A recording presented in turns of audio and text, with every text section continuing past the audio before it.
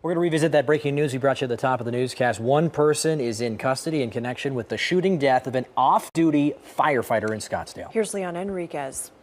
Yeah, I'm in the area of Stetson and Civic Center Parkway.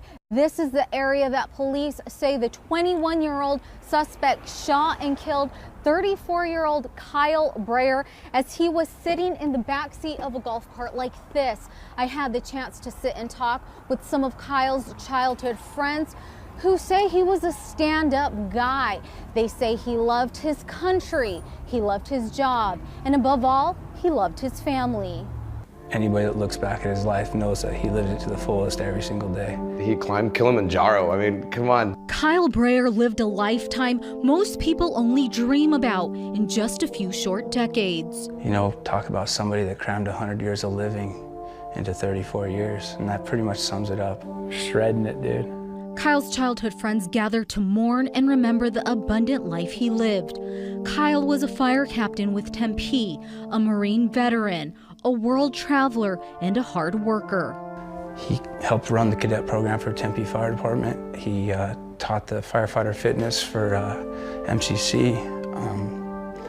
He owned a personal training business. An impactful life cut short Sunday morning by a senseless act of violence as Kyle was catching a ride on a transport golf cart in Old Town Scottsdale. As that cart was traveling southbound on Civic Center Plaza approaching Stetson, a red Scion coupe was behind it and it began bumping the cart.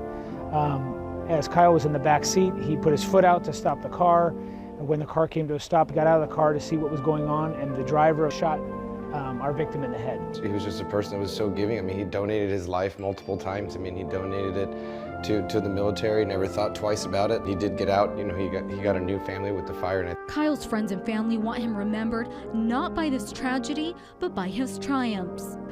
You look at the accomplishments he's made, and I think that he left a mark on the fire department. He left a mark in the Marine Corps with his friends and families. He mentored a lot of us. Everyone looked up to him because of how he lived his life. A life that left a meaningful mark. The legacy that he left behind, how he lived his life to the fullest, and that family was everything to him. Whether it was the Marine Corps family, the fire department family, or most importantly, his immediate family and friends.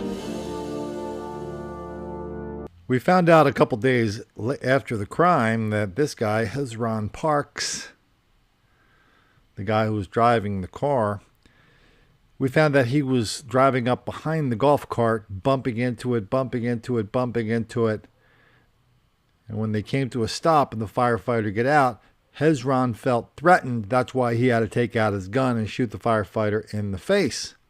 Hezron had just come from a club. And for some crazy reason, he had been kicked out of the club. So I don't know if we can consider this kind of the second version of the let-out fights that we talk about here so often. You remember the kind of things we talk about or don't talk about because we don't want to make the black kids angry.